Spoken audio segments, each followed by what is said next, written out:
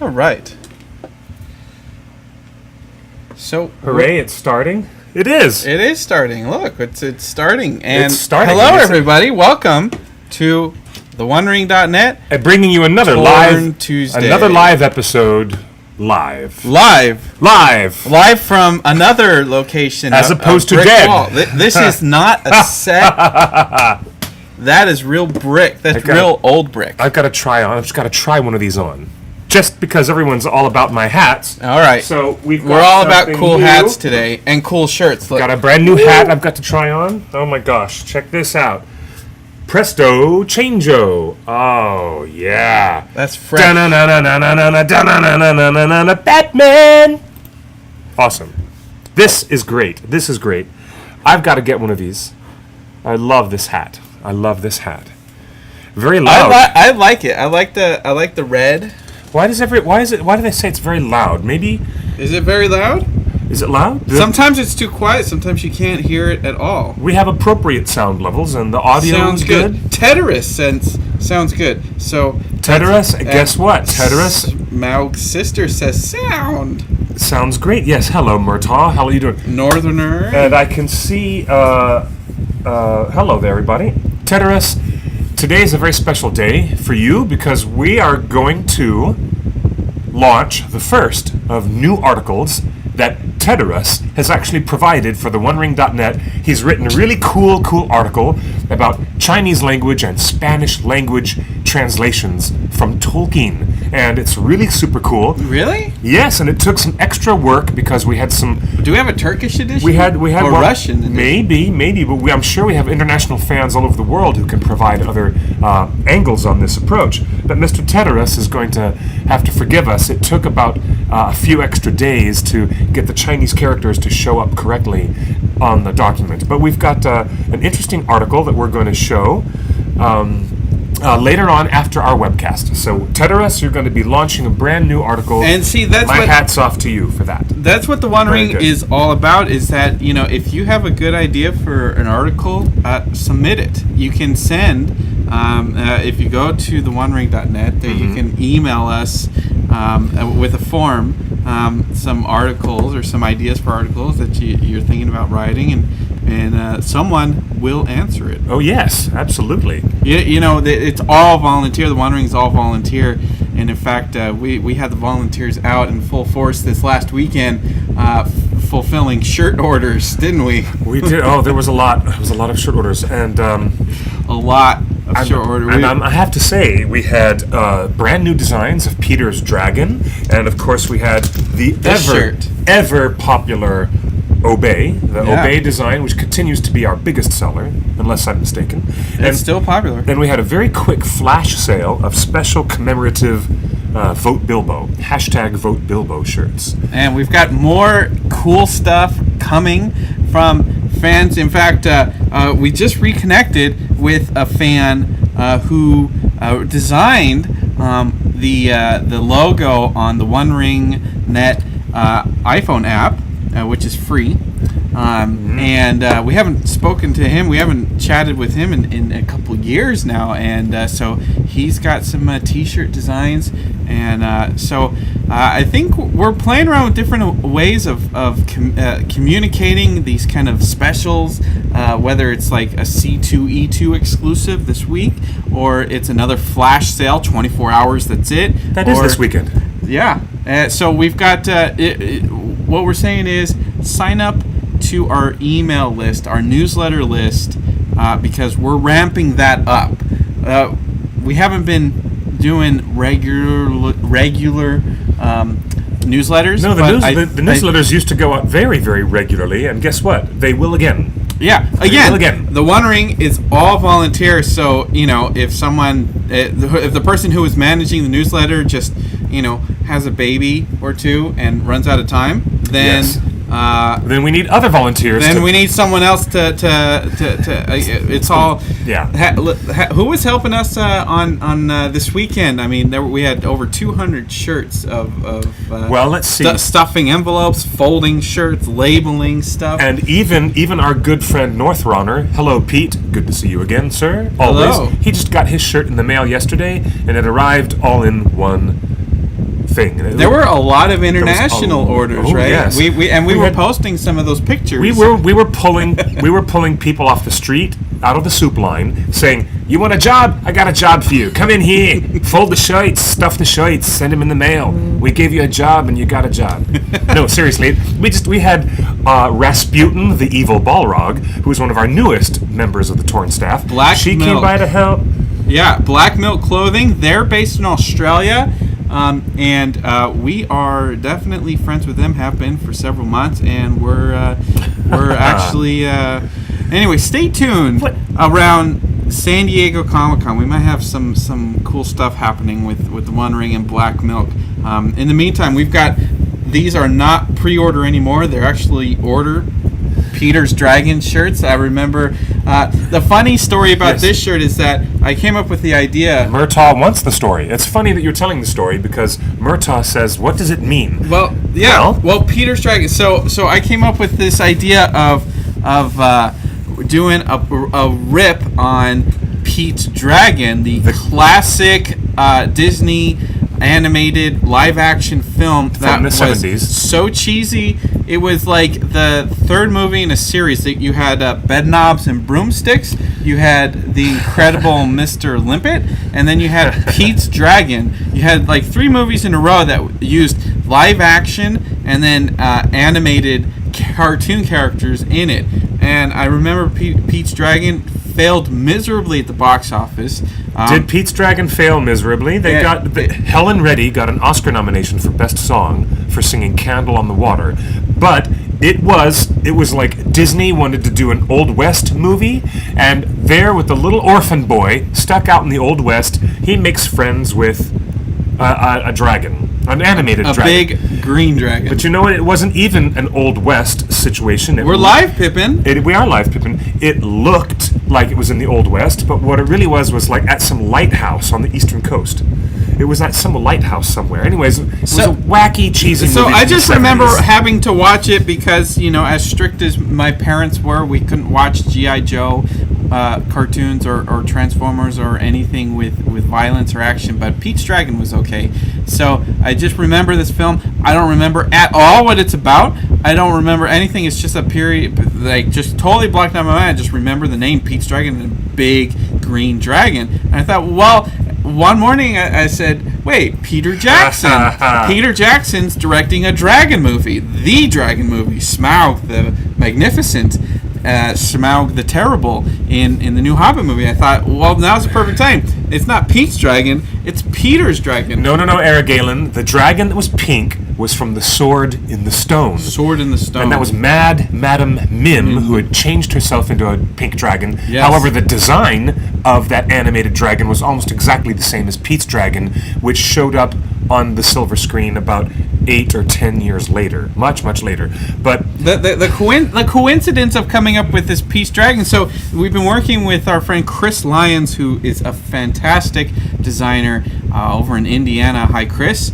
And we always, like, anytime anyone at the One Ring comes up with a shirt idea, we kind of bounce it around on the email, like, hey, what about this idea, or what about that idea, or and so it's kind of like a group effort. To someone comes up with an idea, a few people riff on it, come up with concepts, and then we go with it. And so we came up with a few different ideas. Calasuri did, and Chris Lyons did, I did. And then Chris had this idea of doing just the dragon's eye, because that's all we know of Peter's Dragon. All we know about Peter's Dragon so far is the eye. And a segment of tail. But you can't show a segment of tail on a T-shirt that doesn't have anywhere near as much impact as that final shot. And so we Chris went into Photoshop and from scratch drew something based on what he remembered, the final shot, the flaming eyeball, and then we used the font, a font similar to the movie of Pete's Dragon. And coincidentally, the day we finished the design, literally we were ready to go, and Disney announced they're rebooting Pete's Dragon. For some reason, some film that they made in the past, they're going to remake it. Disney has remade almost every film that they've ever made. They've been And remaking. this is after Star Wars announcement. Like yes. this Oh, is yes. after all these new sequels and stuff. As if they don't have enough things to worry about with taking on the Star Wars franchise. And Tron 2 just kind of didn't make a ton of money. It was successful, but Tron Legacy was so good. It was so very good. Underrated. It was underrated. so good, and it was one of the best 3D movies. But it wasn't like a major blockbuster. But look at this. I mean, Disney has done a remake of Escape from Witch Mountain. They're doing a remake of Pete's Dragon. They're going to do a remake of every crappy 60s or 70s film that they've ever made. Next up, we're going to get a remake of the Apple Dumpling Gang, I'm sure. And instead of Don Knotts, it's going to star, what's his name, the blonde guy with the crooked nose. James Franco. Not the no. Yeah, Owen Wilson. Yeah, Owen Wilson in a remake of the Apple Dumpling Gang. Don't be surprised. You know what? I can't wait. There's 2 remakes I cannot wait for. What? Flight of the Navigator. Oh, really? And The Cat from Outer Space. Yeah, The Cat from Outer Space. I loved The Cat from Outer Space. It was so nuts. And they're probably gonna do all of that crap. But are we outdoors? No, we've got a fan right in front of us. No, here's the funny thing. You can see my wind blowing. You can see my hair. My hair is blowing in the wind. So Disney is trying to take over the world. They're doing 10 new Star Wars films and 20 new Marvel films and every Pixar movie and every Spielberg movie, and now they're drawing from the well. You know, but you see, Muriel, The Rescuers Down Under was not a remake. The Rescuers Down Under was a complete separate sequel, and it was a lot of fun, and it was quite good, actually. Is there going to be a road trip to Dragon Con? Speaking of dragons, well, it is the year of the dragon. It's the year of the snake. It is the according to the Chinese zodiac. According to Middle Earth filmology, it's the year of the dragon, and we're planning a lot of stuff, and so we kind of put all of our eggs in the basket known as the One Unexpected Party. The One Expected Party with unexpected bills. The Oscar. We're working through a lot of stuff this year to make it happen. TheOneRing.net really needs to financially reestablish itself. Absent-minded professor? After the expenses of our Oscar party this February. It was a big event. And as much fun as Vote Bilbo was, yes, with no advertisers knocking on our door, which is kind soon. of a bummer. I really thought that companies with deep pockets would kind of say, "Hey, ringers actually can do something good, amazing things. We can do amazing things." And now, Pete Northrunner had just asked us a second ago about I don't get the obey joke. For those of you who are familiar with very famous street artist Shepard Fairey. Here in L.A. Shepard Fairey, who did have his origins in Los Angeles, but is now a worldwide and well-known commodity for being a public street artist. One of his earliest campaigns in the world of street art was Obey. And Giant. Giant. It had giant and the word giant, and it said Obey at the bottom, and it had this over-duplicated, over-Xeroxed image of a one-time famous wrestler, a professional wrestler, Andre the Giant. And Andre the Giant has a posse, and all those other connected stickers and art blocks and stencils, really interesting stencils, that Shepard Fairey did all over the country and all over Europe. So, we decided if our good buddy Sauron the Dark Lord, if Sauron the evil Lord of Mordor, the Lord of the Black Land, if he was going to have a political poster, we decided to spoof a political poster that was familiar to everyone because Shepard Fairey did the famous Hope poster. So, we combined everything all together. There it is, Shepard Fairey joke. So there you go, Pete. You've been educated on street artists of the past 10 years. And one of the things we were worried about is that Obey Giant became this thing, and then the Hope Obama poster just became an even bigger thing. And yes. most rip-offs, or not rip-offs, but most things inspired by that aesthetic come across as cheap knockoffs. And so, we are, again, the talented designer Chris Lyons he had this original piece that had this antique look, and Yes. set it apart. That it didn't look like a ripoff, and it looked like inspired by. And so we went with it, and the response has been great. And the response has been great on this little Peter's Dragon. I didn't think a lot of people would get the relation. Like, I don't know how many people. I remember Pete's Dragon, but I didn't know if a lot of people do. And I remember Helen Reddy standing by that lighthouse, and yes, somebody in the chat just told us that it was supposed to be set in Maine, in New England, even though it looked like it was shot in Southern California. Of course it looked like that. But I remember Helen Reddy standing there with a wind machine blowing on her, going, "I'll be your candle on the water." They were nominated for an Oscar for that song. I don't believe they won the category, but Pete's Dragon is one of the most infamous live-action animated failures in the Disney canon, and I'm really surprised they're going to throw another $150 million. Well, Tron was a terrible, terrible, terrible failure. Financially, you mean? Not artistically. Financially, I mean, it ruined Disney Pictures up until... No, really. They had so many animators and talented artists working on Tron. I thought Tron Legacy made its money back. No, the first Tron. Oh, the first Tron. And so... okay. Yeah. 1981. Right. Was it 82? And Pete's Dragon, it's a risk. But that just goes to show that I appreciate Disney, trying to reward the fans that have stuck with them. I love this cool Batman hat. This is very cool. Well, the fans who stick with Disney, that's one conversation. The other conversation is Disney trying to protect their copyrights. That's why they've been in this constant fight with the estate of A.A. Milne, who wrote the Winnie the Pooh books. Mm-hmm. And Disney is doing straight-to-video and big theatrical Winnie the Pooh movies because they're trying to reassert in the U.S. courts their copyright control of Winnie the Pooh characters, even though the characters originally belonged to the author, not to Disney. Right. It's a whole other weird conversation about what they're doing. But moving on from from film, let's move away from film and talk about television, because the fantasy sci-fi audience is about to be gobsmacked by not one, not two, but three, count them, three all at once big reality TV shows that are throwing their hat in the ring whoosh, all at the same time. And we just got this news all within the past 2 weeks.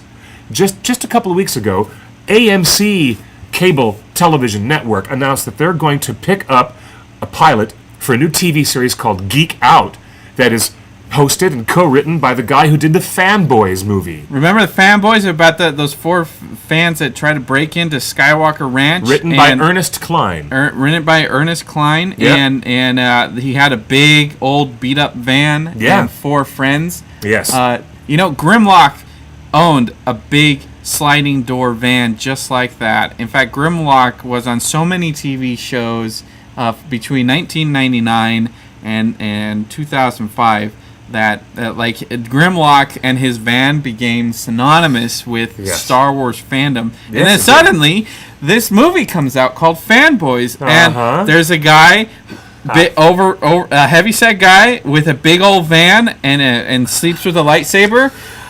Where'd that come from? Where'd that come from? Where'd that come from? Yeah, really.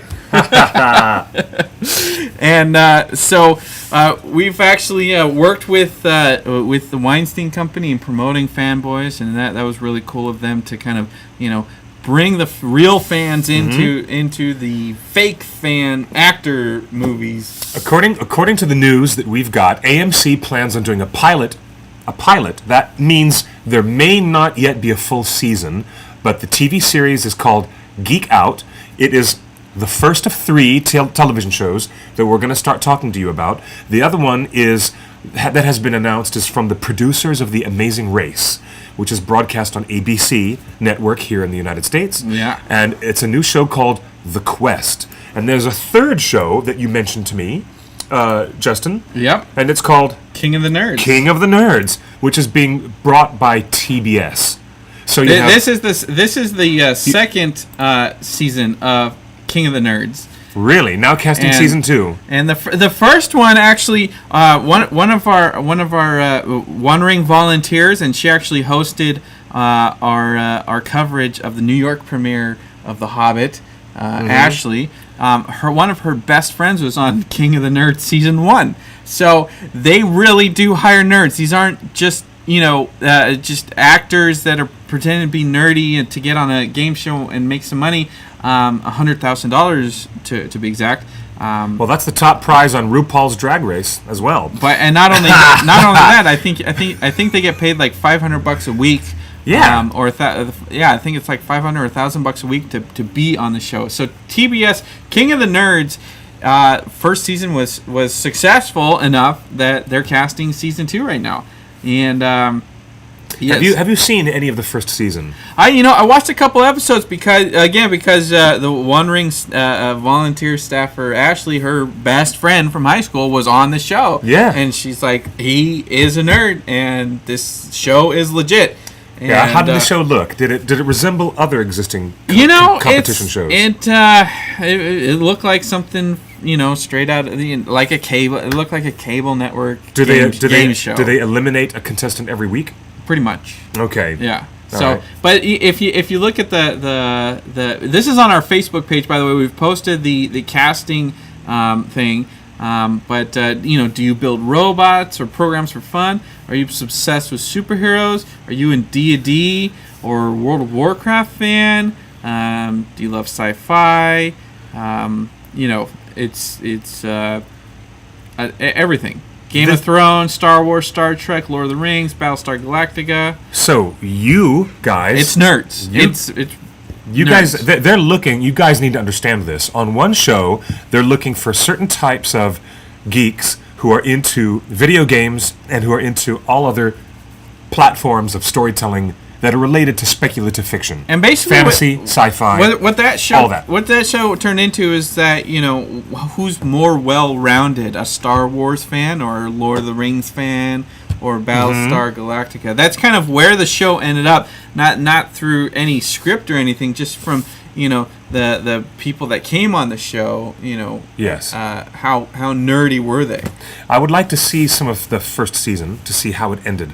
You know what else is notable is that the AMC pilot for Geek Out is a different type of reality show. It's not a competition show. It is not based on a select cast of contestants who are, faced with challenges, and they have to compete with each other over these challenges every week in a weekly elimination to try and find the very top one. That is not what Geek Out promises to be. According to the program notes that we got... Wait, where are we on King of the Nerd? We're switching shows? No, I'm just comparing. I'm Okay. comparing so that you guys know the difference. Well, let's King of the Nerds yeah. throws itself as a real competition-based show. It is an actual competition, and so yeah, let's finish up with this. This is Well, I was if going you back if to where you I go started. to nerdking.net, Mm-hmm. this is where they have the application. You can submit your video, and the point is that if you're cast, they'll fly you out here. And you'll be part of the show for the 6 or 8 weeks that it takes to film it. Usually these things take about 6 to 8 weeks. And they'll pay you for your time. They'll fly you out. All you have to do is submit a video. And I'm telling you, it doesn't matter where you're from.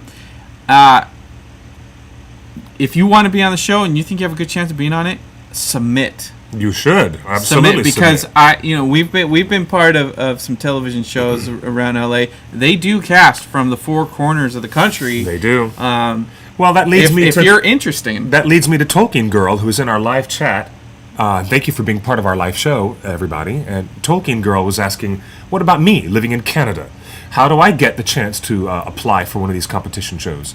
Why Well, not? look send a at the submission. application. Yeah. Go right ahead and send a submission. Look at the application, and you Canadian citizen is an option on King of the Nerds right Yeah, here. that's right, Tolkien Girl. So if you want to So be on there you King go. of the Nerds, but she was asking specifically about the quest, and we don't know yet about. So the quest, we just posted this today. We just heard about it. Yeah. Now let me give one last quick note, because we started off with this conversation talking about Geek Out, which says that they're going to visit anybody, and they're going to profile anybody as a single person, and they're going to bring them a special thing, a special experience based upon their geekdom that they would otherwise never have access to. So Geek Out on AMC is not presenting itself as a competition show, but as a profile show. Right. They'll come and look at your house, look at your collection of Transformers toys. Kind of like hoarders for geeks. Kind of like hoarders for geeks. That's exactly what it is. Yeah, and they're going to look at all the special tattoos you have of Elvish language and Dwarvish language, or whatever your fandom may be, and then they're going to bring something to you that is unique and special that you wouldn't have access to, that fulfills your fandom. So that's how Geek Out is different from the King of the Nerds show, and this very special news that we just launched yesterday, or was it today we launched the story? The story about The Quest, which is coming from the multiple Emmy Award-winning production team that makes The Amazing Race. And as an avid fan of The Amazing Race, I have to say, it's still, to this day, one of the best reality competition shows on television. Which one? The Amazing Race. Yeah. And they win, every year they win Emmy after Emmy after Emmy for Best Primetime Reality Show. They beat out Survivor. They beat out all these other shows. It's really fascinating. Here's a little, where is it at? Here's what that fanboy, the Ernest Klein from Geek Out. So that's Ernest Klein. He looks like a geek. Yes. Author, screenwriter, fanboy, aficionado. Mm-hmm. There's much more information on the Boing Boing version of that story. Oh, really? Oh, yes, there is. In Geek Out, Klein and his co-host will travel the country and give obsessed fans the surprise of a lifetime with a special experience related to their obsession. That's right. And it looks like the show Geek Out is looking for a co-host still. So write into AMC and tell them we got a host with the most. We've got QuickBeam ready to co-host with Ernest Klein. I hope that Ernest Klein got my email. I hope he did. We have a lot to talk about, Mr. Man. That's right. A lot to talk about. But now, the Amazing Race producers have combined with one of our friends from the Lord of the Rings trilogy, Mr. Gordon Pattison, who was deeply involved in all interactive community building and marketing with the Lord of the Rings trilogy, and now he's involved with The Quest. And we posted a story, and that confused me because I thought because Paul Gordon is the casting director, and then Gordon Pattison used to head up marketing at New Line. Gordon Pattison was in a very special quadrant of doing online marketing at New Line, and he was handling all the stuff with online community building with the Lord of the Rings in particular. This is not Jersey Shore. Oh, darn. So Jersey Shire. Didn't we post this story earlier today? Yes. Yes. Our good friend and fellow compatriot, Mr. Sayer, and you need to follow him. Follow him on Twitter at Mr. Sayer. That's MrCere. Follow. Oh no, that's not his handle. Forgive me, Larry. I'm gonna mention you on Twitter, but you got to follow Mr. Sayer. I'll tell you what his Twitter handle is at the end of the broadcast. Just look at TheOneRing. And go look at that story we just posted. So the Quest is actually doing castings, public castings, just like they do on American Idol and America's Got Talent and everything. They're doing castings at Comic-Cons. They're not doing one at San Diego, though, which is unusual. Well, they haven't announced it yet because casting it ends in May. And San Diego's in July. That's a little bit late in the game. That's late in the game. Okay. So Chicago and Seattle are this week. Yeah, right now, in 2 days. In 2 days, if you are in Seattle, all of our audience in Seattle should pay attention, and it's going to happen coinciding with the EMP Fantasy Exhibit that's opening April 25th. That's in 2 days. If you're in Seattle, jump on this, look up the story, and we have the information so you can submit. Chicago, you can make submit. an effort. I know there's, anytime there's a TV casting, there's a huge long line, but the casting producers actually are watching the line as well. And when I was on American Idol, the casting directors were always watching the line, and even though they look like security and they have a little thing in their ear, but the what you do in line in the crowd reflects just as much as what you do in front of the hosts. And so if you see a big long line for this show called called The Quest, and there's a long line, but there happens to be someone like Cliff who is in line, and people are kind of like circled around him or listening.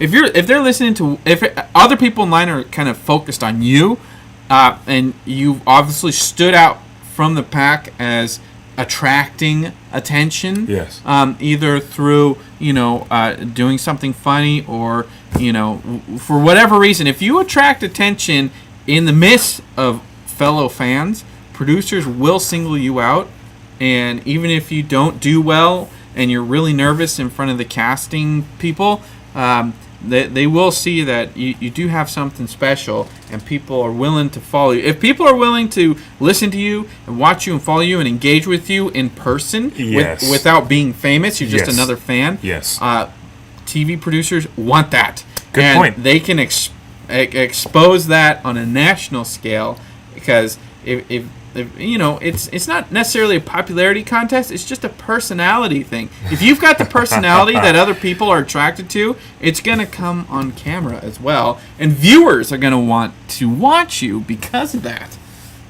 Thank you, NorthRunner, for posting that. Yes, he's Mr. LDC.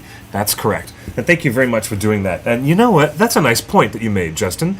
The personality factor is what these producers are looking for. And especially when you're talking about a broader audience, which is going to be on a major network show, it's going to be a little less niche than it would be over on a secondary cable channel. Do you know what I'm saying?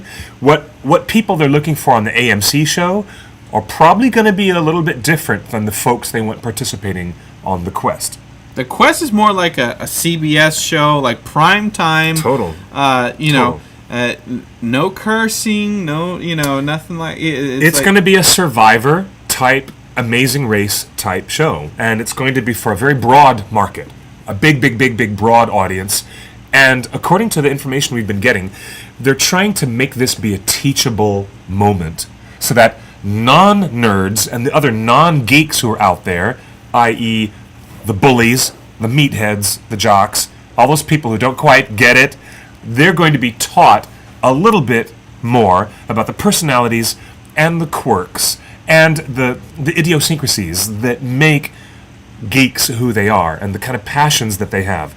And making a teachable moment out of a national, big-scale reality competition series is very ambitious. So Seattle, very Chicago, ambitious. Texas, at Dallas, Phoenix, New York, and Philadelphia.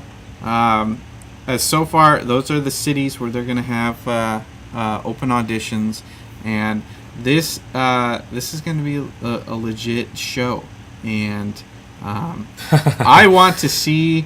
Are you going to audition? Ringer. Are you going to audition? No, but really? I want to see a one ringer get on the show. Yeah, I would like that too. We need a ringer, a really cool ringer. A ringer. We want a ringer for this thing. We want a real ringer. Let's go back to full screen, shall we? Pretty amazing that all three of these shows have all come together at the same time. What do you suppose is the confluence that put all three of these projects on the map? Was it our behavior as a fan audience around the Hobbit film? Is it because of renewed interest in Game of Thrones and all the fantasy fans everywhere just going crazy? I think eating up this stuff. I think Game of Thrones. It's not just nerds watching Game of Thrones. Everybody's watching Game of Thrones. And The Hobbit. Everybody's watching The Hobbit. And I think part of that influence is the takeover of Nerdist. I mean, this guy's coming from a little podcast in one corner of 1% of the world, and now he's got TV shows and everything going on. Mm-hmm. Don't deny, and I think the name Nerdist has legitimized the culture.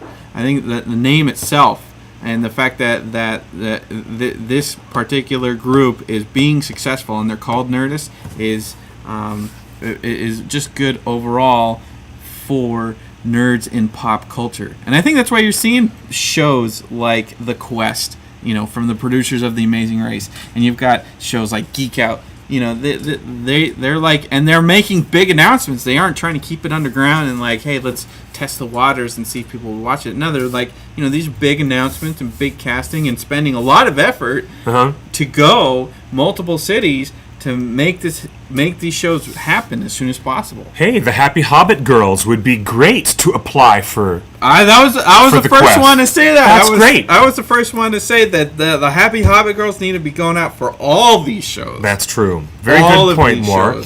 And I agree with Q, who has actually said that for me, the point of being a geek is loving whatever you love, whether anyone else thinks it's cool or not.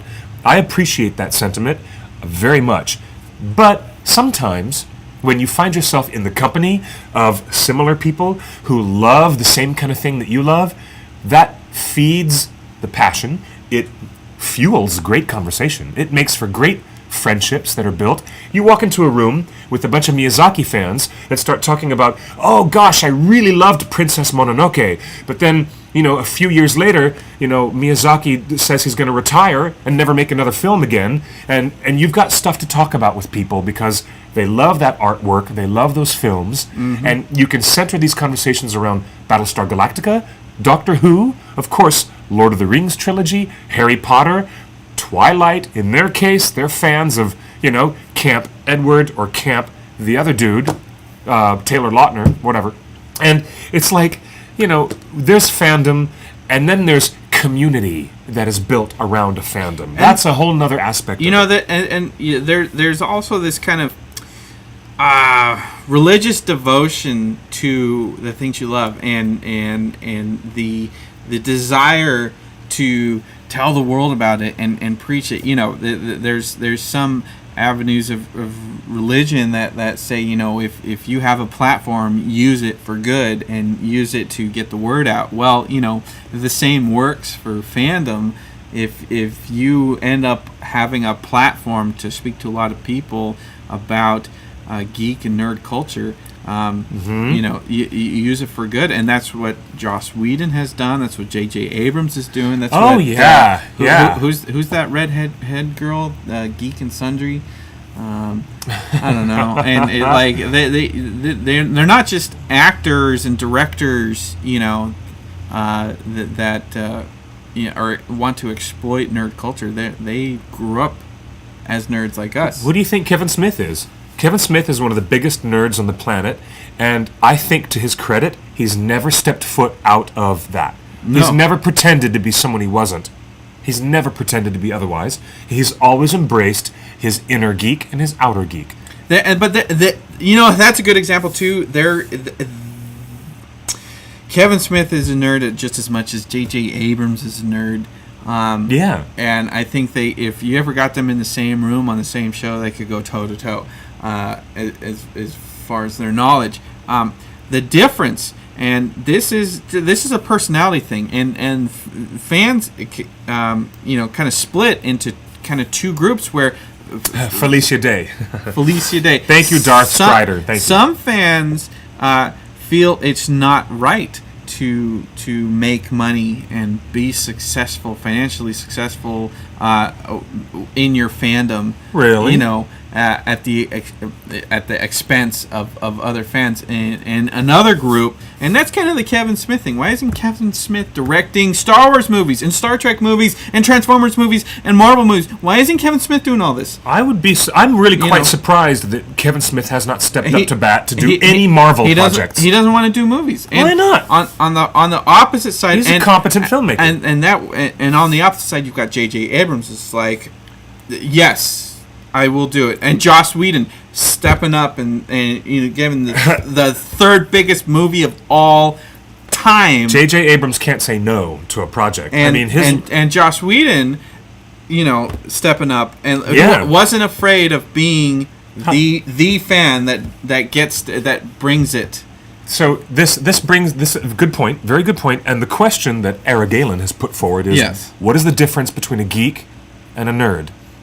And I suppose, well, over time, the nomenclature within pop culture has changed. Over time, since I was a kid in the 70s and growing up as a teenager in the 80s, the word nerd and geek were synonymous.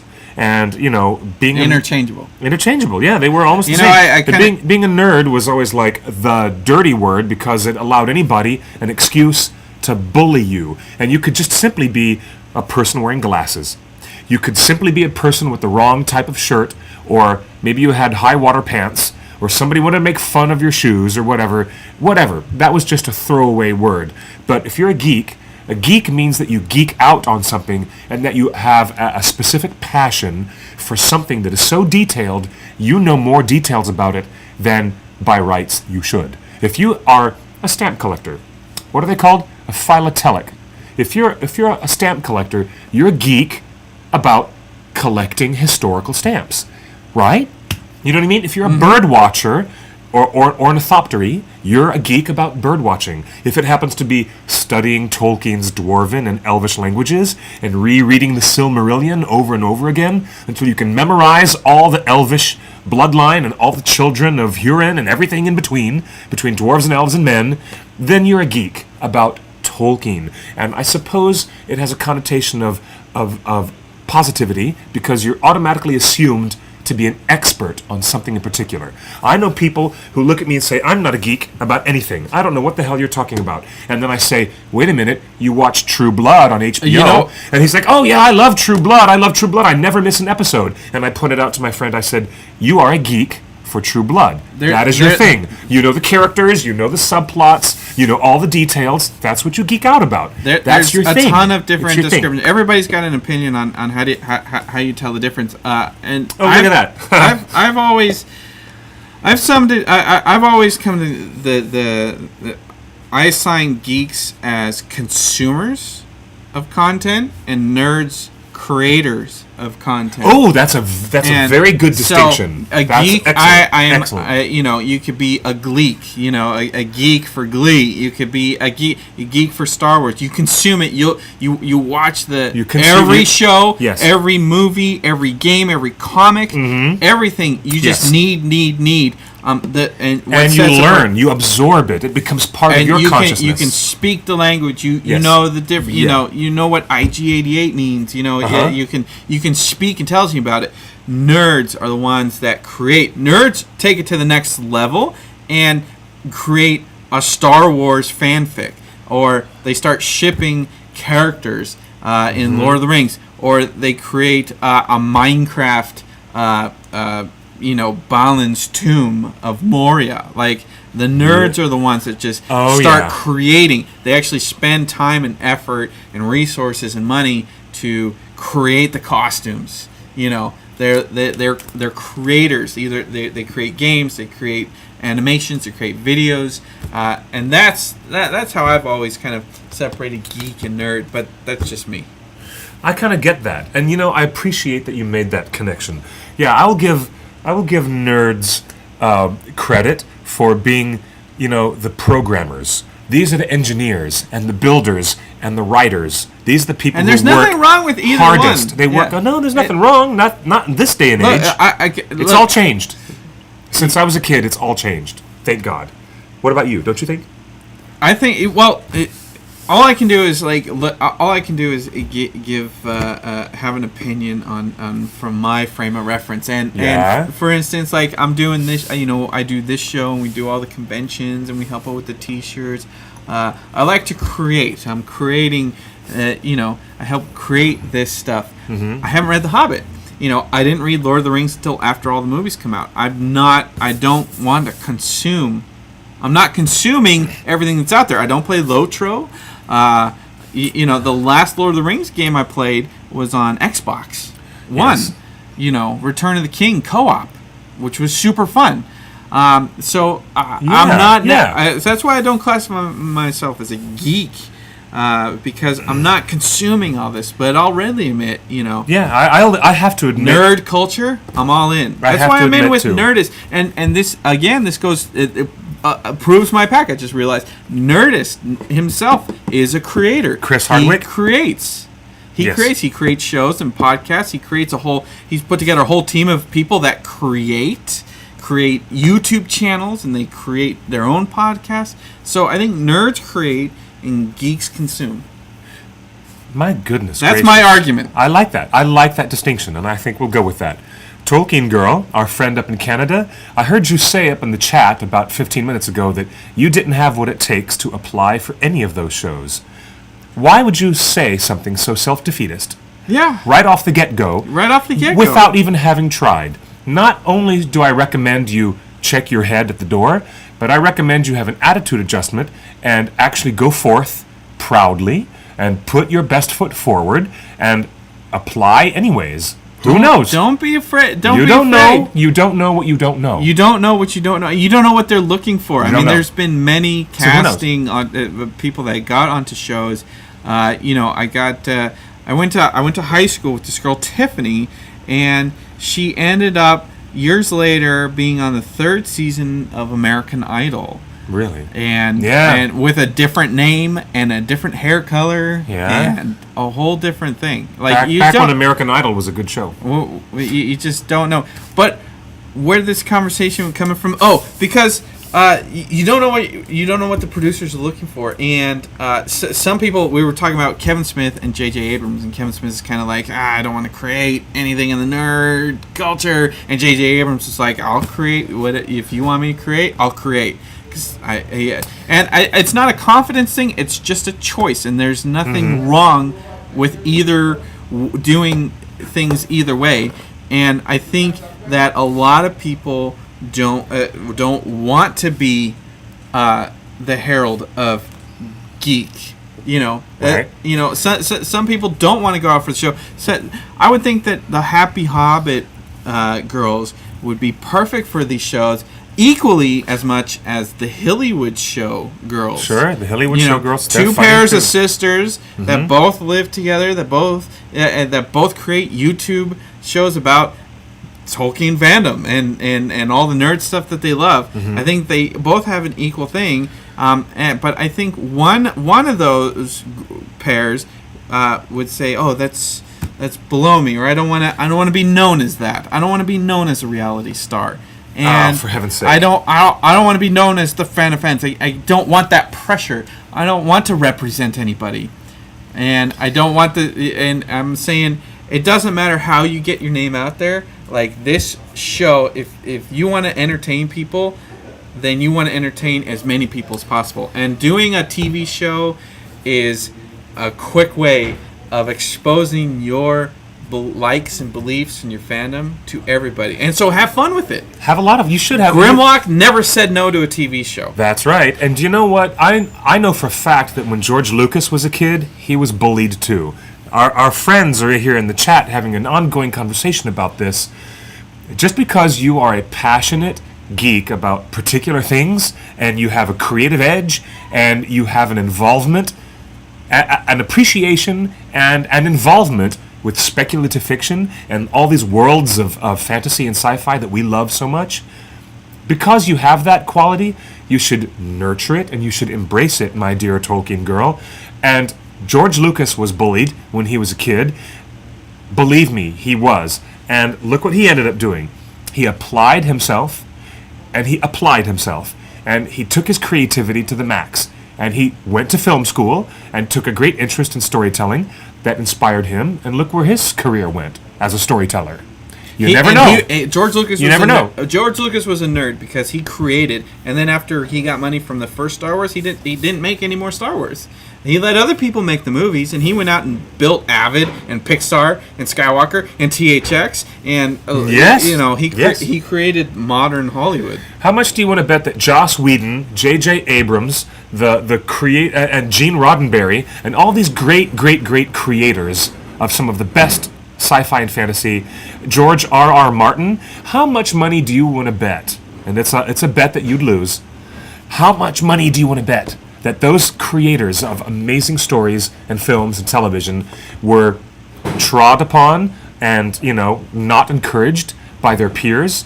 You have to pick yourself up by your bootstraps. And you've got to make the dream real. It doesn't matter it doesn't matter what people say Absolutely, or do. it doesn't matter. If you love it. Here's the thing.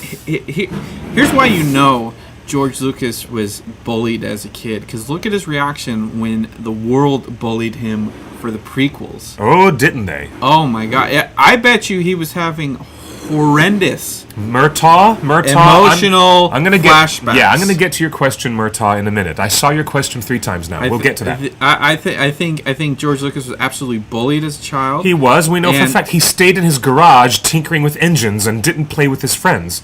We know for a fact. And I think when after the prequels came out and he just got crucified by the entire world in every language, he couldn't go anywhere without someone wanting to just... There were movies made called The People versus George Lucas.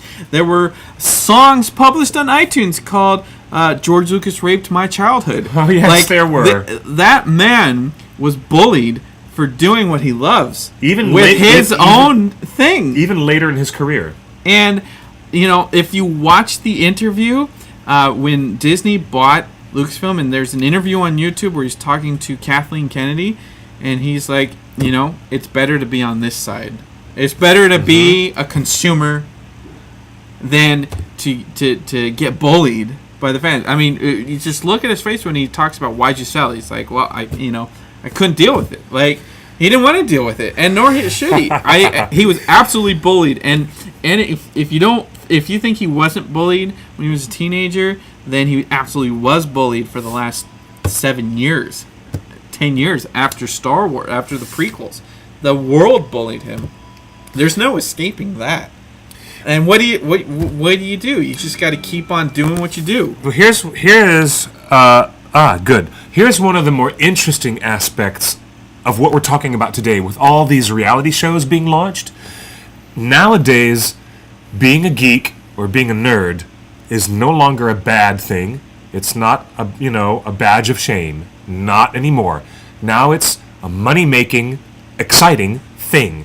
If you happen to have nerd quality or geek quality, you are sought after. You are sought after. You are sought after. You are desired because of your smarts, your creative approach, and because of the way you understand the way legends and mythology affect us. And you may not even know how to say it outright, but you subconsciously know this quality. You really do know this. So the world is now building a great marketplace around geeks and geekdom and nerddom. You know that?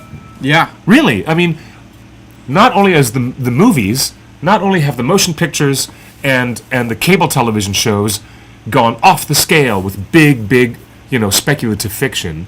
Thank you, Game of Thrones. Thank you, Harry Potter. Thank you, Star Wars and Star Trek. Thank you, J.J. Abrams and Joss Whedon and everybody in between. But now the reality shows are catching up. That's why we've got 3 reality shows. I can't take any more Hoarders. All within the same give month. me Hoarders. This is all happening. Give me Hoarders as a geek thing, because Hoarders is just a rotten mess of a fest. A geek hoarder has everything on display in a nice lit trophy cabinet. It's usually in a with trophy little cabinet. Labels on everything. It's absolutely clean, and the carpets are embroidered, and the bed sheets are Star Wars. Yes, it's true. It's true. That's funny. So we have an announcement, don't we? Did we just get this news? Geekiness intelligence. Thank you, Bovinian. Correct. Yes. That is correct. Again, geekiness goes into intelligence. Again, geeks consume. And when you consume, you're intelligent about the topic. Mm-hmm. Like, I can't tell you the difference between Quenya and Sindarin. Yeah. I can barely say those words. Yeah, most Tolkien fans say them wrong. Is it Sindarin or Sindarin? Oh, speaking of that. How do you say it? Did you see, we tweeted at Rosetta Stone, because some fans came up with an idea. I think people would buy a Rosetta Stone. Absolutely they would. Elvish. But there's not enough content to support. Could we make it? Could we make it? Could we crowdsource with the fans? We could crowdsource with David Salo and other great linguists who are actually working at the academic level. We could. Do you think we could create a Rosetta Stone program that makes someone as fluent as possible in Elvish? Are there copyright issues with the material that Tolkien created? Well, that's for them to figure out. I think that's another thing. I think the Tolkien estate would be keen on doing a Rosetta Stone version for a language in Middle Earth, like Elvish language, because it supports the literary arts. Yes. You are reading and you are speaking. You're not mindlessly entertained with flashing lights. Like, it requires further reading, and I think the Tolkien I estate. like this idea.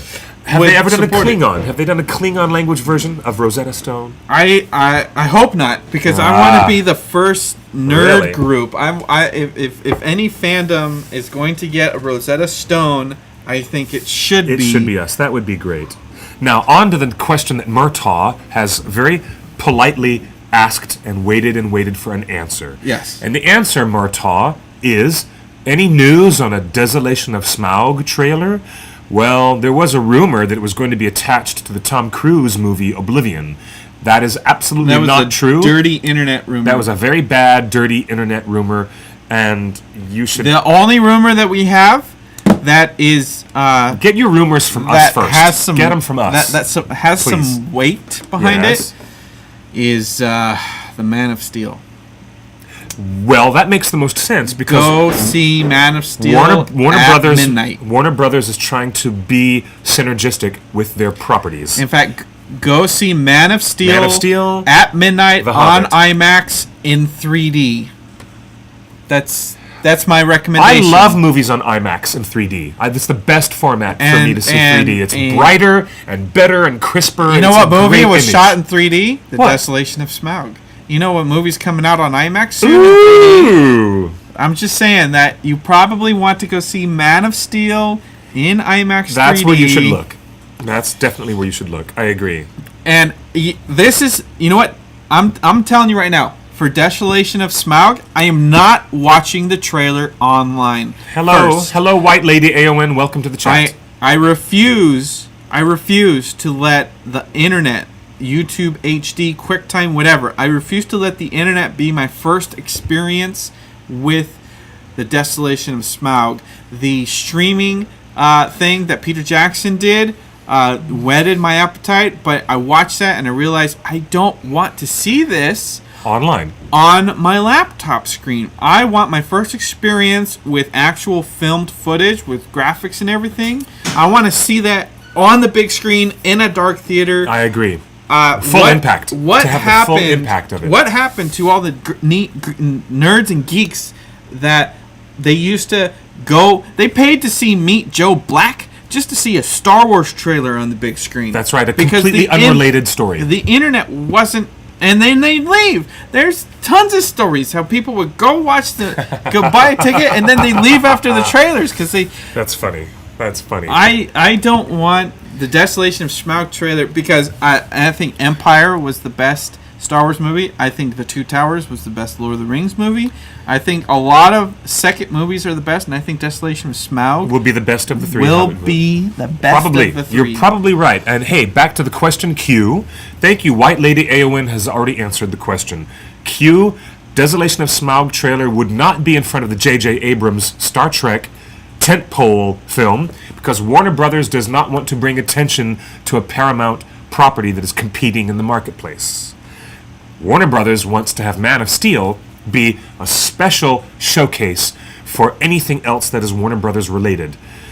I am very, very curious if anything related. People have just as much money these days. If Hold you on. love it, you'll go see it. Let me say this. Yeah. The Great Sorry. Gatsby is coming out, and I wonder if The Great Gatsby is going to have any other special Warner Brothers trailers in front of it. For example, can I get a sneak peek at the new Man of Steel trailer if I go to see The Great Gatsby? Chances are, yes, very likely. Very likely. You know what I mean? That's how that works. Hey, Justin, you've got a T-shirt to announce, don't you? I don't know about that, but You don't? The trailer. Maybe you do. Maybe you don't. Deep breath, Justin. Take a deep breath. Take a deep breath. Yes. I need to excuse myself to the facilities. In while the you middle host. of a show? Yes, because nature calls. And nobody can wait when nature calls. Okay. Look at what you gave me to drink. It's I mean, you haven't drinking. Do you expect my tiny little bladder to hold all of this? Now you know what the road trip to this is Dragon crazy. Con was really like. He can't even get through the show, I let did alone not. try a road trip with this guy. Are you kidding? You've got to be kidding. You've got to be. Go! Hurry up! I thought that you were going to talk about something. Hurry up! All right, you got 5 minutes. And you know what? Jeez. I'll Count down the time. I'll be back in 2 minutes. You know, I never would have thought that Leo DiCaprio would be the new Robert Redford, but Robert Redford played the Great Gatsby, Yes, he did. and now Leo DiCaprio is playing the Great Gatsby. I did not see that. I would have much rather seen Eomer play the Great Gatsby. Man of Steel, I can't wait. So that's go see Man of Steel. And Man of Steel is going to be good anyway. The Amazing Race. So we were talking about shirts earlier. Now that Cliff's not here, we were talking about shirts earlier, and we did that little flash sale for Vote Bilbo. We've got another flash sale up. 24 hours. It's 6 o'clock now. I just put it up. At 6 o'clock tomorrow, 6 p.m. Pacific, tomorrow, we're taking it down permanently. We've got a new shirt up. We think you're going to like it. We think you're really going to like it. This has been on the front page of Reddit. This has been on a lot of blogs, and it was designed by our TheOneRing regular, and we're gonna link to him. So look out on our Facebook, Twitter, and sign up to our newsletter. You'll see, I just posted a link in our chat room, and you'll see the secret flash sale shirt. It's pretty exciting. I made it. I made one a couple months ago, and just for me, and everyone loves it. And I think we're gonna make more. Carl Urban. What is Man of Steel? Bofur's wife. You got to get your head out of the ham. Man of Steel is the new Superman movie. Who plays Man of Steel? Who plays Clark Kent? A British actor that caused quite a controversy when people said, how can he stand for truth, justice, and the American way? When he's not an American actor. And touche. How can the quintessential? What do you mean? Cliff can't know. I know everything. What do you mean? I can't know. Look, Elijah Wood was Frodo Baggins. So fair enough. Fair enough. We had a couple of very, very big American actors in Lord of the Rings. It says something that Batman was Christian Bale, who's Welsh, and Superman is not American. I think they're getting back at us for having Viggo Mortensen and Elijah Wood and Sean Astin. That's the quintessential British story of all time. Yes, invaded and they with cast American a bunch actors. of Americans. It's Henry Cavill. Yes, it's Henry Cavill. Yeah, that's the answer. Henry Cavill. So what is the mystery product? Tedros is asking, what is the mystery product? Oh, well, if you subscribe to our newsletter, you'll find out. You know, I was just thinking about this, and one of the things that Vote Bilbo really surfaced was the insane fandom certain dwarves have. Each dwarf has, from The Hobbit, has like a specific, that has hardcore fans. And maybe I'm thinking over the next few weeks, we'll spend Torn Tuesdays profiling some of our favorite dwarves, the dwarves in The Hobbit, and give context of like why is Beaufort known for ham. Why don't we start with Dwalin? Because Dwalin is the very first who arrives at Bilbo's door. And he has a unique sub-fandom. Is that something you guys want to watch? Would you like to see a dwarf profile? I also have an idea. You know what I'd like to do? Oh, yeah, Spider-Man. There's nothing more American than the guy in a blue and a red suit Spider-Man, and he's freaking He's Garfield. Yeah. What's his name? Garfield. Andrew. Andrew Garfield, who's a British actor. British actor. What is it? But hey, it's okay. Listen, here's the thing. Bye, Tolkien girl. Bye, Tolkien girl. We love you too. Have a great night. Okay. Hey, what if we did a special Twitter event that was me tweeting the entire text of The Hobbit, broken down into tweets? You can go to Twitter jail for that, but not me. It has been done before by somebody who was tweeting the entire Lord of the Rings as they were trying to do it before the release of one of the films or something like that, or some special Blu-ray release. I think right before the Blu-ray extended edition, the Blu-ray DVDs, and those Blu-ray discs were put out, and I thought there was somebody on the Twitterverse who was trying to do a special segment. And I think that before the Desolation of Smaug comes out, we should do a special Hobbit Twitterthon where I tweet as far as I can within 140 characters. That would be very interesting, wouldn't it? To tweet the text of The Hobbit. It's very cool. I've seen people do things like this before. The problem with here's the problem I have with that. What? Because Twitter is a social medium that is all about the communication between people. Right. You tweet, people retweet, they comment, they communicate, they add to the conversation. Doing something like that is one directional. It's one way. You are taking the text and you're publishing it, and there's to have nothing to have a major piece of text broken down into 140 characters. That's a lot of fun. And anybody who is following along on the Twitter account, all of a sudden they get caught up in they're getting caught up in this storytelling. That's what it's about. It's about bringing people into the storytelling. I like the idea. But it doesn't have much of a two-way or conversation with anybody. It's just, if you do it that way, you're just regurgitating The Hobbit, broken down into little mini bits, in a way. We published this. That's fun. I found this and it was super fun. I like big fun. Books, and I cannot lie. And the first thing people call out is that cannot is supposed to be one word. This is true. This is why before I make a T-shirt out of it, I'm going to correct the spelling, and I'm going to add, instead of a pile of books, maybe I'll add a Bilbo sitting in his chair with a book and a pipe or something like that. I love that idea. But the original idea was like, that's great. Make this a T-shirt. But then a lot of people actually started coming up with lyrics to it. I like big books and I cannot lie. You other ringers can't deny. When a book walks in with some itty bitty race and a one ring in your face, you get sprung. And I thought that's very funny. Maybe we should crowdsource a music video.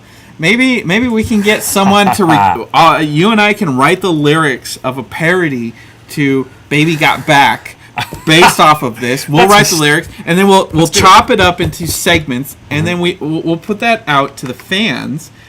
And say, hey, record your segment. Record your segment or make a video part to your segment. Funny. You know who did that successfully? Star Wars. Star Wars fans actually recreated the entire first two Star Wars by taking chunks of the movie and say, all right, recreate this. And so some people did animation, and they would cut to like some kids' dogs, and then I think I would love to do a parody of "Baby Got Back," but I like big books, and I cannot lie, and that's what I'm talking about. Ultimate nerd. I love nerds create. I do like the idea. Q was asking, why not have people take turns and do it for charity or something? You see, I love it. That is a better variation. My idea is just the raw seedling, the seed of an idea, and I'm not sure exactly how to, interpolate it. If I want to do something like tweeting the entire text of The Hobbit, I would end up in Twitter jail for a bit, and then it would be like an hour or two before they allow me to come back online. Wait, there's a Facebook jail? Pipskate, talk about Facebook jail, because is there a Facebook jail?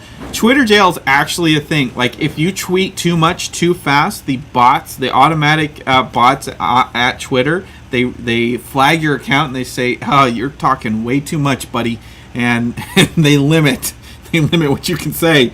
And so and then there's a little flag on your account that says Twitter jail. That they like let you know you're in Twitter jail. Wow. And Twitter jail. Pipsky is saying, wait, there's a is there a Facebook jail? That would be fun. We're just looking at the chat room again. You can join us every Tuesday here at theonering.net/live, and we've got our IRC chat, and we've got the video embed, up here. This is a very fun show. It is always a better show when we get to interact with you guys live. Makes the show wonderful. It's really much so I think we should write lyrics. Maybe this could be the first song written on Twitter. Maybe we put it out there as the next Twitter thing. It's that we'll all start, and then the each lyric that gets the most retweets becomes the lyric. And so I like big books, and I cannot lie. And we'll just keep going and see what kind of great contributions we get from our active audience. I like that idea. I do. If you're gonna do something on Twitter, this is the difference. This is what I'm talking about. Twitter, it's cross communication. Mm-hmm. So just taking the text and publishing it, it's not an effective use of Twitter because there's no conversation going on. You're taking what's in the book and you're making it on Twitter. There's no conversation where it's something just, like this where you're feeding back. People are saying, I like that lyric better than this lyric, so I'm going to give it more likes and favorites. I like that. Can we put Donald Trump? I like Brighter Moon. Neil, you're very funny. Can we put Donald Trump into Twitter jail, please, and throw away the key? It's easy to put someone like that in Twitter jail. You just don't follow them. I don't think I've ever had Donald Trump show up in my news feed. Never. And, I've never had anybody that retweets Donald Trump, unfriend. Unfollow. I've never had any of Donald Trump's garbage ever retweeted into my feed ever, so I'm grateful for that. We'll have to get Emil to do a live composition of the lyrics. Teterus, you're very funny. Thanks for making a reference to our friend Emil Johansson at LOTR Project blog. Very cool friend of ours. He's ever since he started that Lord of the Rings genealogy. Basically, it's the Lord of the Rings project is taking all of the connections from the Silmarillion, all the books, everything unfinished, and making a genealogy chart of who's connected to who and who begat who. It's brilliant. It's brilliant. And all of the data. My hat is off for you. It's a data exercise, and it's just one guy in Sweden. But one guy in Sweden can do many, many, many great things on the internet. Yes, they can. Hello, WikiLeaks. No Hello, WikiLeaks. That's right. One man on the internet can change the world. One of the fun parts about sending out all those T-shirts last weekend was seeing how many countries that fans are in. Wasn't that cool? We have to write the customs form. We have to write everybody's address twice. So we get to know everybody really well by having to write all the customs forms and stuff. And so you just from Estonia to Philippines to Brazil, Brazil and Sweden. Yes. Every Scandinavian country 5 times. Oh yes, definitely. And some of these Germanic languages I just don't understand. Umlauts and Belgium, 26 characters. The Netherlands, and then there was Portugal. Then of course there was Brazil. And with a lot of fans in Turkey and Romania. Oh yeah. Hey, Muriel was reminding us of what about the DVD chapters and the naming of them? Remember when we came up with that idea? Yeah, but no one's gonna buy a DVD anymore. Retro Boy, did you just bring out the ghost of D-Light? I loved D-Light, and I love Bootsy Collins, Lady Miss Kier, and Bootsy Collins, and DJ Toa Toa, DJ Toa Tay. And this great band. What a great band from the 90s. D-Light. Beaufort's ham is such a big thing that every holiday I'm going to have Beaufort's ham. It's not just regular ham, it's Beaufort's ham. Oh, okay. So, we're not going to be... Oh, you're going to do a special release of that information in the newsletter. You guys, we're going to remind you again to sign up for our newsletter. And here's how you do it. Justin. TheOneRing.net. Actually, let's go there now. Let's show everyone right now the page you need to go to sign up for our newsletter. Split screen, and ooh, that's good. Look at that. We're in the chat room, and we're gonna click to the One Ring, and ooh, look at that. Isn't that fancy? Hello, and you guys can see what TheOneRing.net looks like, since we know you're going there every day. There it is. And where's it at? Oh, newsletter sign up. Newsletter right here. Oh, it's right there on the side. On the right. It's not even below the fold. Literally, our little image is in the way, so that they can't see it. Our image is. Yeah, our image is in the way. So show that. Oh, but don't show that. Oh, you're showing the Hobbit. Oh, be careful what you're showing. Okay, let's put it right there. Woo, right there it is. That's better. Email address. That's how you subscribe. Newsletter is gone. We're just getting word that newsletter is out and the newsletter just got sent out. But we're going to be doing more flash sales. I'm telling you, you want to subscribe to our newsletter because C2E2 is coming up. We've got some cool stuff to announce there. We're doing this flash sale. We're going to be doing more flash sales. We're going to be doing more cool events around the conventions that are kind of like secret shows. Ooh, yes. Like, we don't want to necessarily announce it to the public and have a bunch of, like, whatever. We only want to reward the hardcore fans that know. Like, one of the things we want to do is, like, have, like, a secret meetup. Ooh, that's a great idea. At San Diego. Great idea. Where, like, you sign up to a newsletter and, bam, we're going to tell you the location of the meetup the day of. Mm-hmm. So, it's ready to go.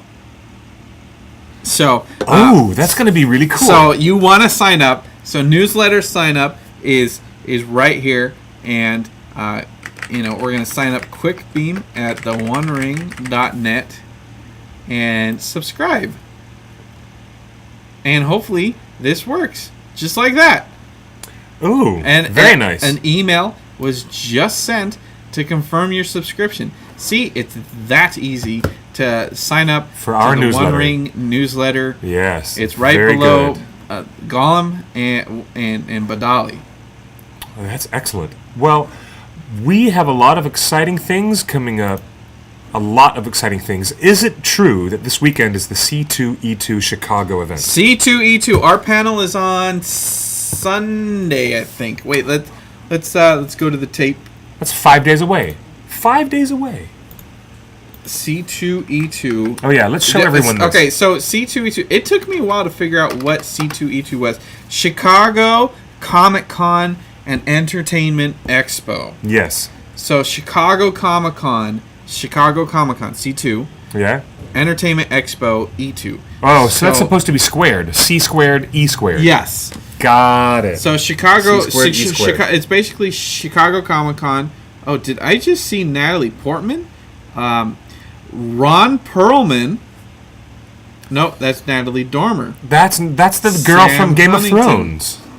Let's show what's going on. Oh, it looks like. Oh, look, James Cosmo, Patton Oswalt. He's genius. Chad Coleman. We're not in Hellboy himself. Who's coming? Ron Perlman. Speakers. Let's see where the One Ring is. Speakers. Those are individuals. Mm-hmm. Martin Kleba. Oh, he was the short guy in Pirates.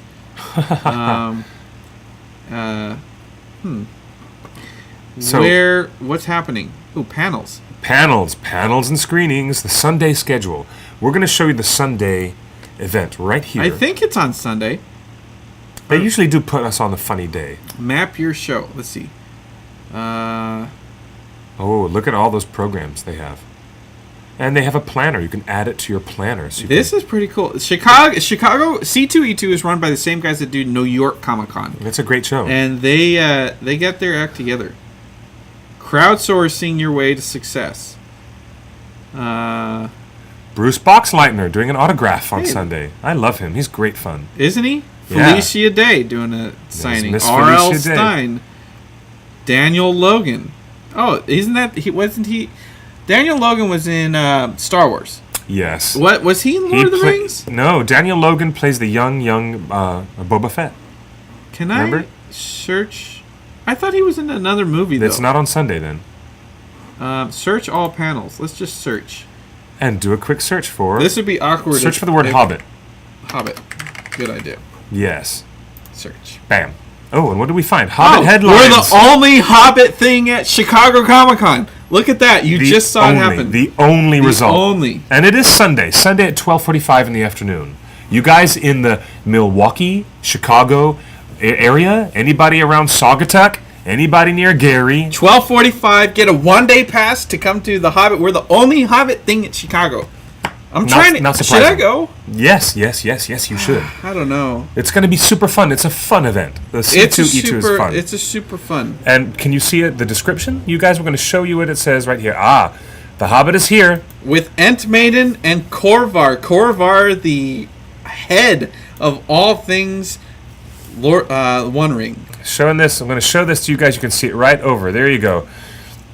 And it says, The Hobbit is here. For more than a decade, TheOneRing.net has brought fans worldwide the latest happenings in the world of Tolkien in books, live events, and film. After a great start, Tolkien fans are eagerly awaiting the next 2 installments of The Hobbit, and Torn is in the middle of the action. Peter Jackson, longtime friend to Torn, is back We're on the DVD. Is back in the You're on the director's DVD. chair. Yes, you are too. You're on the DVD. You're on the DVD. We're both on the DVD. The back of my head is on the DVD. You're on the actual. I can see your for heaven's face. sake. I didn't on sign the Hobbit Blu-ray DVD. But I didn't sign a likeness release form. How'd that happen? How did that happen? Expect to be informed and surprised and thrilled with the rumors and developments for the next 2 movies during this 1-hour panel. We'll see you in Chicago, guys. We'll see you in Chicago. I won't be there, but I think Justin might possibly be there. Maybe. We'll see. Very exciting. Gonna try to get out there. So that is what's going on in Hobbitland. You know, that's we've got 3 shows catered specifically to fandom. That y'all should try to be on, like especially Geek Out. I know you want to host a show, but if you've got a special reason to a special love of Tolkien, you know, there's so many heartwarming stories that you found when producing Ringers, and that we've experienced going across the country of, you know, sisters or moms or parents taking care of their disabled siblings, and through a passion of Lord of the Rings, both you know, family members come together and are able to cosplay together and go to conventions together, even though life might be a little more stressful and difficult. There's so many good stories out there that Geek Out could really be inspiring about, of like, you know, showing, yes, indeed, you know, like show hardcore Ringer fans, and maybe there's an element of, you know, familial, you know, just stuff out of your control, but you know, the stories of Tolkien kind of keep the family together and keep your spirits up. They do, and indeed. We've had some personal experiences, you know, even among the One Ring friends and family, that you know, there's a lot of great stories out there, and I think Geek Out is going to be a great show, with or without Cliff. I think any of these King of the Nerds show and the Quest are going to represent fandom in a positive light. And it may seem exploitative, but at the end of the day, it can only help build the community. Yes, you know, I agree. As much as I agree. As long as the One Ring's been around since 1998, there's still people that have never heard of us, you know, and maybe young people that have just discovered The Hobbit, and they're like, where can I go to be part of a community? And, you know, they don't know about That's the right. One Yes. Ring. And so we're getting stories like this all the time. So anyway, that's our show. And it's all try out for these shows. It's all about bringing your best foot forward. I am trying to bring my best foot forward if I have, you know, any chance of being considered as a co-host for that show. And I am unafraid and I'm undaunted, and you guys should be too. I tell you what, we are being celebrated in this culture, in this day and age, unlike what it was 25 years ago when I was a kid, it's a really good thing. Get a passport, Beaufort's wife. If Beaufort's wife commits to going to C2E2, I'll commit to going right now. Yeah, you should. Absolutely. And as I was saying, it's a good thing to be a geek. It's no longer a bad connotation. It's a great thing to be a geek. So embrace your inner geek. Wear your badge proudly. And here's our super secret thing, right? Oh, yes. Oh, I knew we were going to... 24-hour flash sale. I knew we were going to show this. Here it is. 24-hour flash sale. This is going to go offline at this time tomorrow, 6 p.m. tomorrow. Jenny, Pete, I know you'll Maybe appreciate... a little earlier. You'll appreciate the Beatles reference here. Here we go. This is now online for 24 hours only. That's it. That's all. Can you copy and paste that URL into the chat? Yeah, we just copied and pasted it into the chat. So if you're watching the archive of this video, you're out of luck. You missed it. Again, sign up to our newsletter. You'll know about these flash sales. You want this. This was on the front page of Reddit. This hit all the blogs. This was on the front page of Reddit? This was everywhere, and it was designed by a OneRing regular. And when we reached out to him this week and said, hey, we're going to do a 24-hour flash sale, he's like, send me a shirt and keep it up. Wonderful. Wonderful. That's a community blessing, that someone is generously donating their artwork.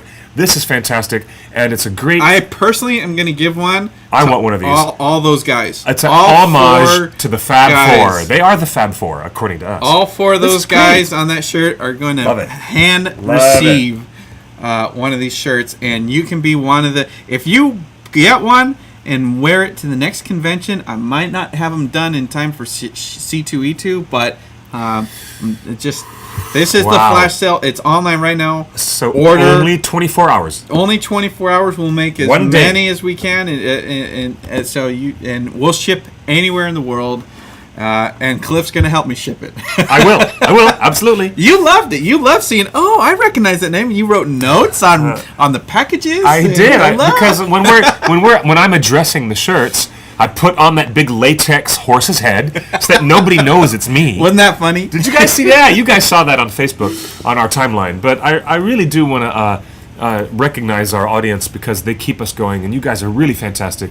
Thank you for being with us on today's Torn Tuesday webcast. Yes. Live from Meltdown Comics, the absolute mecca of all great the home of Nerdist and all great geekdom. All geek and nerds. Here in LA. Here at Meltdown, things are created. Again, geeks consume, they buy comics, they buy all the toys, the vinyls. We've got Hobbit stuff down there, the little figures. Yes. The collectible card game. We haven't even started. We have some of the Obey shirts. You can buy all the OneRing merchandise here at Meltdown. It's the only store in the world. We haven't even brought up the new Cryptozoic game, the big new Lord of the Rings deck building game. Deck building game. Such a cool design. That's a future episode as well. Yes, we need to get the folks on Cryptozoic to come in via Skype and help guide us through. Meltcomics.com. So follow Meltdown Comics on Twitter. Follow the OneRing Net. The OneRing Net. Is it at Meltcomics? Oh, it's the Twitter at Meltcomics. Meltdown Comics. Oh, it's